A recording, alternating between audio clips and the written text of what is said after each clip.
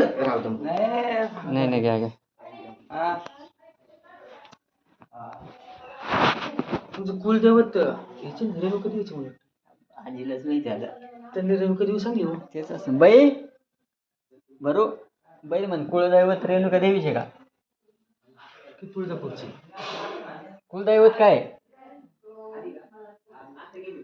कुलदैवत कोणती देवी आहे बाई?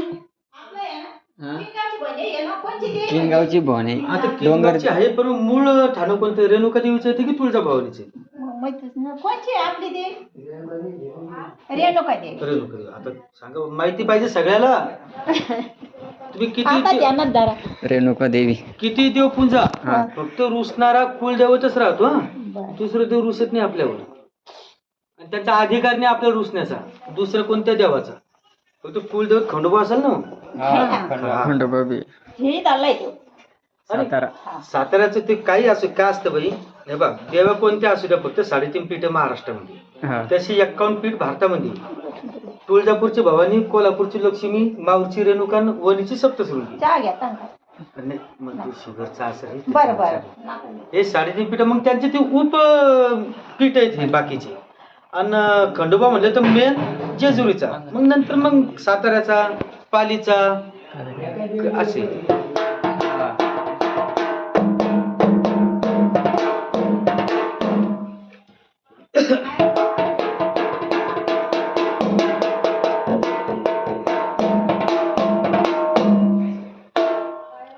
आई माहुरची आई ग तू रेणुका देवी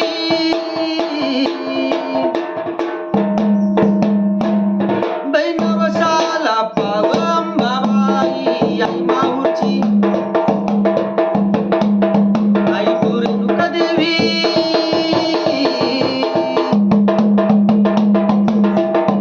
बैनवसाला पावम बाबाई आई माहुरची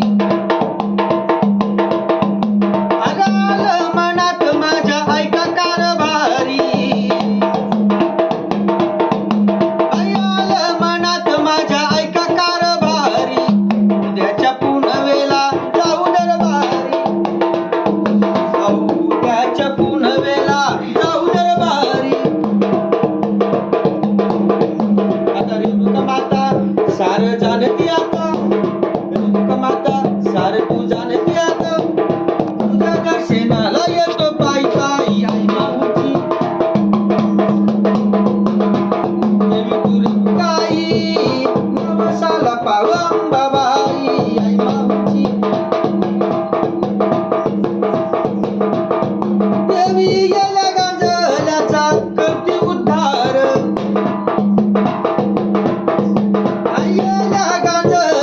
करती उद्धार निराधाराला देवी देती आधार निराधाराला आई देती आधार लागल्या मंदिरात आई खूप ही गर्दी होई आई ग मंदिरात आई खूप गर्दी होई आता माहूर गडची रेणू आई आई माऊची नवसाला पावम बाबाई आई माऊची आई 9 दिवसाच्या नवरात्रीला देवी 9 दिवसाच्या नवरात्रीला तुझा सोहळा घरोघराला तुझा सोहळा घरोघराला आईचा भरला बार सांग तुम्ही सार देवीचा भरला बार आई सतवाची तू रेणू आई आई माऊची देवी तू रेणुकाई नवसाला पावंबाबाई आई माऊची आई तू रेणुकाई आई नवसाला पावंबाबाई आई माऊची बोल रेणुका माता की जय खंडेराव महाराज की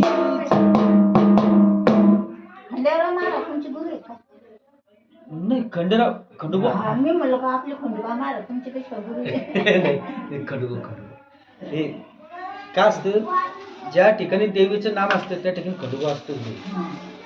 काय केलं आणि आताच पुढे बघा. आय्यम भवी सदा सुखितव भोळे भक्ताचं जे जे करा सुद्धा वालेली माळीला हवं.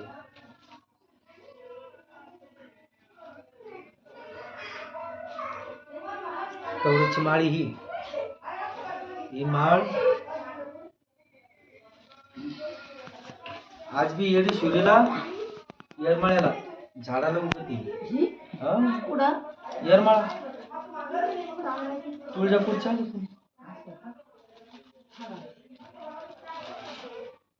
तिथं येडी शिवरीचं ठाणे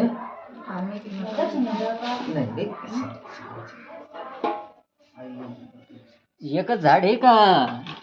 हा? झाड एकच याचं का? झाड एकच. एकच आहे. म्हणजे हेच उगत का? हा तर झाडालाच येत असं. कवडीचीच माळी. म्हणजे माय येते की नुसतं कवडी येते? कवडी हे आपलं गुफा हो लागतं. का? हे आपण गुफेले माऊली. नाही हे गुपेले पण समजा आपण जर हे कवडी लावली ती उगती का? नाही नाही नाही बाबा. ते देवाचं सत्व. हे जुने मनी आहे बाई. हे पहा आता कवडी आहे ना. आता पहिले याचा हा पैसा होता. उगाच म्हणते का कवडी पैसा होता पहिला. नाही पहिला पैसा होता ना बाई. आपण काय बाबा फुटी कवडी नाही माझ्याजवळ. पहिलं हे याचं चलन होतं हे कवडीचं पहिले. हा पहिले पैसा म्हणून वापरत होती कवडी. पहिले पहिले. तर ही जी कवडी ना माऊली ही झाडाला उगती. हा ही तशी आपण पेरलेलं उगवत नाही. तुम्ही वैजयंती पाहिले ना. वैजंती माळ. हा कोणची वैजयंती? ते काय घालतात? आपली म्हैस गाळायची. हा हा ती पाहिलेली. हा वैजयंती भेटते का कुठं शक्यतो? नाही. आमच्या भावाची झाली. नाही आहे ना ते याच्यासारखं बाजरी सारखं ताट राहायचं ते वैजयंतीचं. तर ती वैजयंतीचं त्याचं जे काय म्हणतो आपण याला समजा मनी. हा तो मनी पण त्याचं जे आवरण आहे समजा कवच ते तसंच कवच वैजयंतीचं बी तसंच आहे. त्याच्या आतून ऑटोमॅटिक पण निसर्गाची कला तर छिद्र राहतो. धागा काढा का आणि खरी जुनी माळ वैजयंतीची. तुळशी माळ नंतर आली.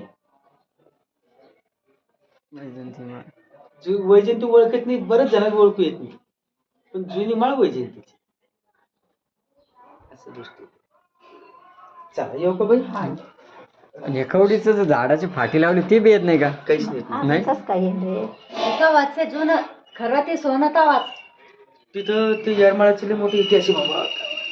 तिथं आज बी पहिले देवीला भग द्यावा लागतो. एक गोकुळ सोडावं लागतो दररोज. दररोज दररोज म्हणजे दर याला पौर्णिमाला. हा. ते गोकुळ कुठे जाते ते येतच नाही वापिस. नंतर दर्शन जावं लागतं आपल्याला. हा. आणि ते देवीचं तुळजापूरच्या भावनेचं ठाणे आहे ते. हा. पण ते देवीचं मेन स्वरूप आपण पाहू शकत नाही. कारण त्याला येडी शिवरी. येड म्हणजे येड. हा. येड म्हणजे पागल समजा. तर तिने ते 11 रूप धारण केलं होतं दैत्याचा विनाश करायला. तर ती एवढी भयंकर दिसते म्हणतात. आता कोणा तर पाहिलेच नाही आपण पण जुने लोक सांगतात. तिचं मूळ स्वरूप आपण पाहू शकत नाही. एवढं भयंकर दिसते ती. येडी माती नवीन मूर्ती का? हा आता दर्शनासाठी नवीन मूर्ती. हा का? चला येतो बाई. हा.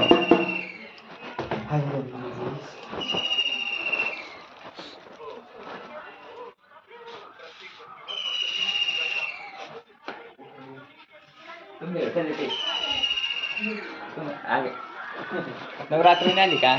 ती नाही तुमची होती. काय म्हणते ते गाणे देवाचं. अजून मला वाटलं काही सांगितलं नाही. काही सांगितलं का सांगायचं. तो पास व्हायचं सांगायचं का. हा सागर बाबा किती टक्के नापास होणार विचार. तू पास व्हायचं का. कितीला आहे तू. 8वीला. तुला 100% पडतील पण अभ्यास तुला लगेच किमान दिवसातून 8 तास अभ्यास कर. हा एवढा अनुभव आहे तिचा. येतो अभ्यासच करीत नाही. तू पास व्हायचं का. पास व्हायचं तुला. मग दररोज शाळेत जायचं पूर्ण वय कम्प्लीट करायचं. या 2 कंप्लीट होईल मग बघ 2च वर्षभर 2 याच्यात आहे की तर ते पण ठीक आहे.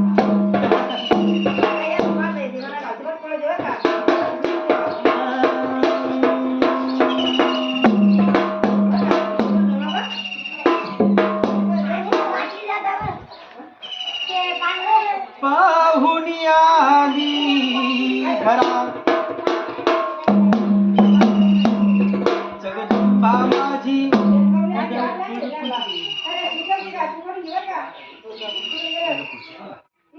घरात साडेपाच चालू देवीच्या ओटीसाठी गोंधळ आहे. तुम्ही जाणून गोंधळ करत असेल ना.